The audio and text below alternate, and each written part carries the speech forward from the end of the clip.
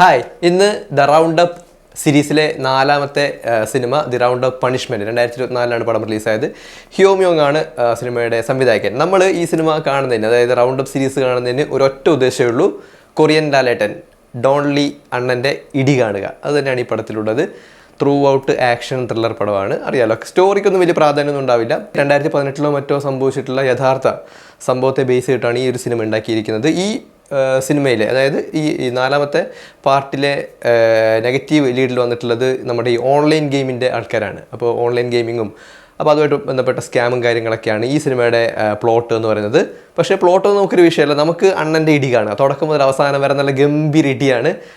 Cinema കൊള്ളാം. പിന്നെ അറിയാലോ, ഡോൺലിയുടെ പടം ആകുമ്പോഴത്തേക്ക് പിന്നെ ഇടി മാത്രമായിരിക്കില്ല, സിറ്റുവേഷൻ കോമഡികളൊക്കെ അത്യാവശ്യം ഉണ്ടാകും. നല്ല രസമാണ്. അതായത് നമ്മൾ ഒട്ടും പ്രതീക്ഷിക്കാത്ത സമയത്ത് കിട്ടുന്ന ചില തമാശകളും അത് രണ്ട് ഭാഗത്തും ഉണ്ടാവും.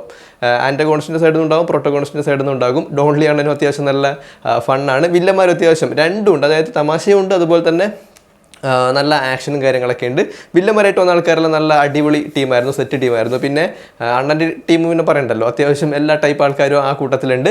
തുടക്കം മുതൽ അവസാനം വരെ നമുക്ക് നല്ല ചിരിച്ച് ഫണ്ണായിട്ട് കാണാൻ വേണ്ടി പറ്റിയ ഒരു അടിപൊളി ആക്ഷൻ പടമാണ് ദ റൗണ്ട് അപ്പ് പണിഷ്മെൻറ്റ്.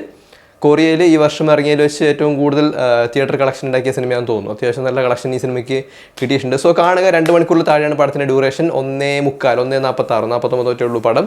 വെറുതെ ഇരുന്ന് കാണുക. അണ്ണൻ്റെ ഇടി കാണുക. നല്ല ഗംഭീരമായിട്ടുള്ള പഞ്ച് കാണുക. So see in the next video. Stick around.